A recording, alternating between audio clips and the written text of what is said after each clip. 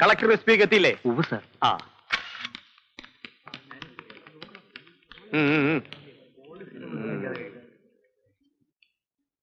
മുഖ്യമന്ത്രിയെ കാണാൻ വന്നതാ? അല്ല, ഞങ്ങളുടെ നേതാവ് വരുന്നുണ്ട്. ആ ചാക്കുണ്ണി ഗ്രൂപ്പുകാരാണല്ലേ? ഇന്ന് നിങ്ങളുടെ ഗ്രൂപ്പ് മീറ്റിംഗ് ഇവിടെ ഉണ്ടല്ലേ? ഇന്റലിജൻസ് റിപ്പോർട്ട് കിട്ടി. നിങ്ങൾ ആരാ? I am Salim. വാ, ക്വാക്ക സലീം. അതെ, തന്നെ. മനസ്സിലായില്ലേ? മുഖ്യമന്ത്രിയുടെ മടിശീല എന്ത് ചീലയാണെന്ന് വിശദീകരിക്കണമെന്നില്ല, അത് അദ്ദേഹത്തിന് അറിയാം. അതിരിക്കട്ടെ. ഇനിയാ നിങ്ങളുടെ നേതാവിന്റെ മോണരോഗം എങ്ങനെയുണ്ട്? മോണരോഗം? അല്ല, മോണ പഴുത്ത് വായനാറ്റം കാരണം കുറച്ചു നാളത്തേക്ക് അദ്ദേഹം വായ തുറക്കുന്നില്ല എന്ന് പത്രത്തിൽ വായിച്ചു. മൗനവ്രതമാ. വാ തുറക്കുമ്പോ അതും പത്രത്തിൽ വരും. ഉവ്വല്ലോ. നിന്റെയൊക്കെ നേതാവിന്റെ വായ അടഞ്ഞ വാർത്ത, വാ തുറന്ന വാർത്ത, പെണ്ണ് കെട്ടിയ വാർത്ത, കുട്ടി ഉണ്ടായ വാർത്ത, മാമോദിസ മുക്കിയ വാർത്ത, പച്ചക്കറി മാത്രം തിന്ന വാർത്ത, തിന്നില്ലെങ്കിൽ വാർത്ത, മുട്ടയും മട്ടന് തിന്ന വാർത്ത, തിന്നില്ലെങ്കിൽ വാർത്ത, അജീർണം പിടിച്ച് 4 നേരം വൈറ്റ് ചെയ്ത് പോയാൽ അതും 6 വാർത്തയാവുമല്ലോ. പിടിച്ച് തള്ളുന്നോ? ഇവിടെ ഇൻസ്പെക്ടർ നോക്ക്. Hello hello hello. അതല്ല, എന്താ? CM എത്തി. ഓ, CM എത്തി. ഇന്ന് നേരത്തെ എത്തിയോ? കല്ലിടിയിലൊന്നും ഇല്ലായിരിക്കും. നമസ്കാരമുണ്ടേ. വേണ്ട, ഞാൻ തുറക്കാം. ഇറങ്ങിയാട്ടെ. മക്കളെ, സലീം നേരത്തേക്ക് എത്തിയോ? എന്നാട്ടെ. മോൻ ഇന്ന് വല്ലാത്ത ഭാരം ചേച്ചി. ഇന്ന് എന്താ കഴിച്ചത്? ഇത്തിരി കോംപ്ലക്സ്. അയ്യോ. താൻ മാക്കായാണോ? മാക്ക മാർക്സിസ്റ്റ് കമ്മ്യൂണിസ്റ്റ് ആണോന്ന്? അല്ല സർ. പിന്നെന്താ മുഖ്യമന്ത്രി പാസ് ചെയ്തപ്പോ കൊളമ്പ് ദിനം വന്ന പശുവിനെ പോലെ ഒരു തളന്തം ചവിട്ട് ഇങ്ങനെയാണോ സല്യൂട്ട് ചെയ്യുന്നത്? Sorry sir. എടോ, സർക്കാരിൽ നിന്ന് തനിക്കൊക്കെ വർഷാവർഷം പുത്തൻ ബൂട്ട്സ് മേടിച്ചിരുന്നില്ലേ? എന്നാലൊന്ന് ആഞ്ഞു ചവിട്ടിക്ക്. ഈ ഗസ്റ്റ് ഹൗസ് കിടക്കണം സാർ. അത് ചവിട്ടണോ?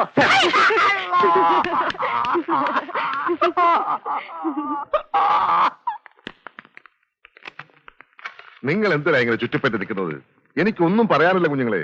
അല്ല സർ, എന്തെങ്കിലും പറയാതെ. ഓ, എന്റെ വായിൽ എന്തെങ്കിലും വീണ് കിട്ടിയിട്ട് വേണം അത് വളച്ചൊടിക്കാൻ അല്ലേ? തെന്മല കമ്മിറ്റിയുടെ ഭാവി എന്താ? തെന്മലയും തേങ്ങാക്കൊലയും. ഞാൻ കഴിഞ്ഞ പ്രാവശ്യം വന്നപ്പോഴും അതിന്റെ മുമ്പിലത്തെ തവണ വന്നപ്പോഴും താൻ ഈ ചോദ്യത്തിന് എന്നോട് ചോദിച്ചത്. വേറെ ഉണ്ടല്ലോ ഒരു വകുപ്പിന് 2 വെച്ച 100 കമ്മിറ്റികള്. ഉന്നതാധികാര കമ്മിറ്റി, വിദ്യുത് ശക്തി തെളിവെടുപ്പ് കമ്മിറ്റി, സ്പിരിറ്റ് കമ്മിറ്റി, അതേക്കുറിച്ചൊക്കെ എഴുതുന്നില്ലേ? അതുപോലെ നിങ്ങൾ ഒഴിഞ്ഞിട്ട് എന്നോട് സംസാരിക്കാൻ നിൽക്കുക കളക്ടർ SP. അതുകൊണ്ട് നിങ്ങൾ ദയവായിട്ടൊന്ന് ഒഴിഞ്ഞു തരണം പ്ലീസ്.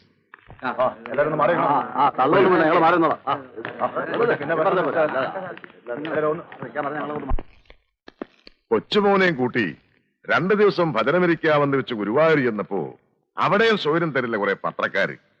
നിങ്ങൾ ഇരിക്കൂ.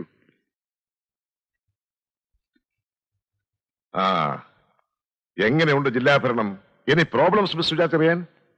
No sir. പ്ലാന്റർ ചെറിയാച്ചൻ എന്ത് പറയുന്നു? അപ്പനിപ്പോ ബാംഗ്ലൂരിലാ, ഇച്ചായന്റെ കൂടെ. ഫോൺ ചെയ്യുമ്പോ എന്റെ അന്വേഷണം അറിയിക്കണം. എന്താണോ, ഏതോ ചേരിക്കാരെല്ലാം കൂടി പോലീസ് സ്റ്റേഷൻ വളഞ്ഞത് പത്രത്തിൽ വായിച്ചല്ലോ. ഇഷ്യൂ തീർന്നോ? കണ്ടെയ്ൻ ചെയ്തു sir.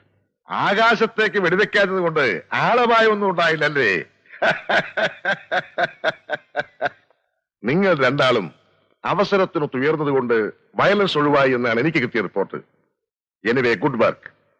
Keep it up. Thank you sir. Thank you. ചേരിക്കാരുടെ കാര്യത്തിൽ പൊളിറ്റിക്കൽ പ്രഷർ ഉണ്ടായിട്ടും നിങ്ങൾ പിടിച്ചു നിന്നു. നിങ്ങളെ 2 ഫ്രഷ് ചാൻസിനെ ഞാൻ ഇവിടെ പോസ്റ്റ് ചെയ്തത് നിങ്ങൾക്ക് പ്രൂവ് ചെയ്യാൻ അവസരം കിട്ടാൻ വേണ്ടിയിട്ടാ. ആരെങ്കിലുമൊക്കെ പറയുന്നത് കേട്ട് എടുത്തു ചാടി എനിക്ക് പേരുദോഷം വരുത്തുന്നു ഒന്നും ചെയ്യരുത്. ഇപ്പൊ തന്നെ അത് ആവശ്യത്തിലധികമുണ്ട്. You may go. Thank you sir.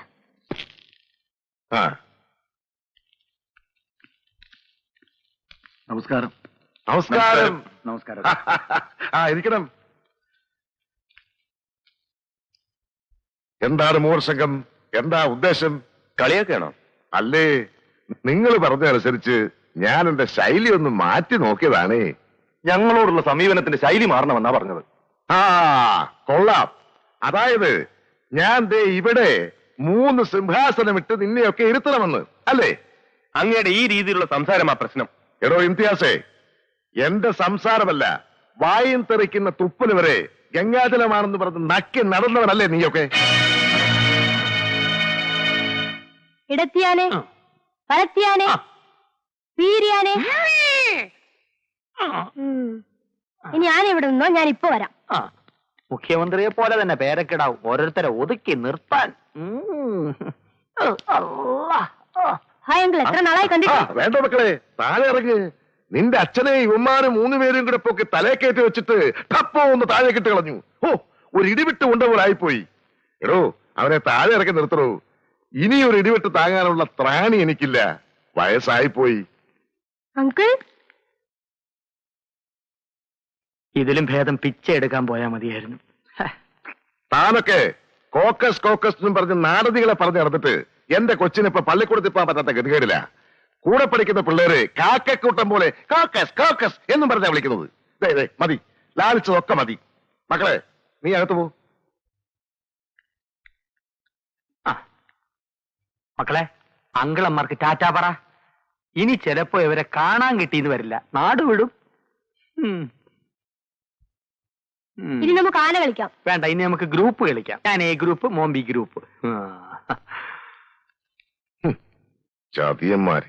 നേതാവേ, ഇന്നത്തെ ഈ സ്ഥാനവും വിലയും ഒക്കെ ഞങ്ങൾ ഉണ്ടാക്കി തന്നതാ. അത് മറന്ന് സംസാരിക്കരുത്.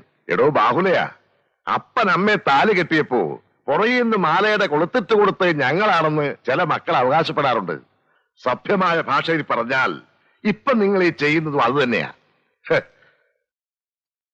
സ്വന്തം രക്തത്തിൽ പിറന്നതും കൂട്ടി 4 ആൺമക്കളുണ്ടെന്ന് അഭിമാനിച്ചിട്ടുണ്ട് ഞാൻ.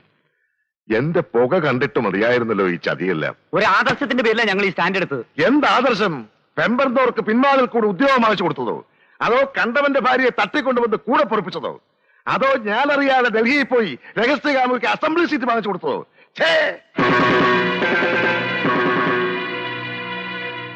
കുഞ്ഞുങ്ങളെ, നിങ്ങൾ ഈ തരം ആദർശവും കൊണ്ട് നാട്ടിലേക്ക് ഇറങ്ങിയാൽ പാവം ജനം വലഞ്ഞു പോവും, കഷ്ടപ്പെട്ടു പോവും.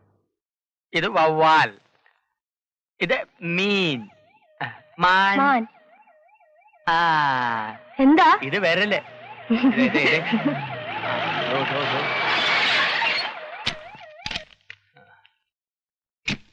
ഇങ്ങോട്ട് പറയുന്നേ. ഒരാഴ്ചയായി കാണാനില്ലല്ലോ. കല്ലിടലും ശിലാസ്ഥാപനവും ഒക്കെ കഴിഞ്ഞോ? അകത്തോട്ട് കയറി ചെല്ലേ, ജോലിച്ചിരിക്കുവാ. തീക്കനല്ലോ. അല്ല, മുഖ്യൻ.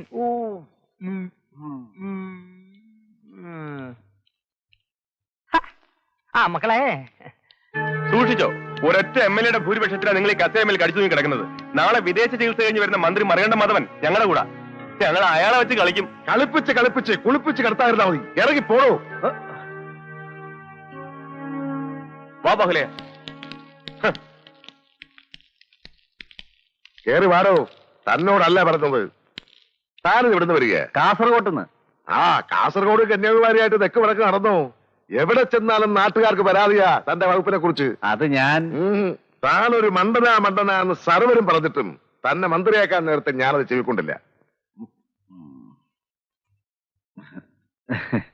ഇങ്ങനെ ഒരു തിരുമണ്ടനാണെന്ന് മനസ്സിലാകാതെ പോയ ഞാനും നാട്ടുകാരുടെ മുമ്പിൽ മണ്ടനായി പോയല്ലോടൂ. അതല്ല ഞാൻ.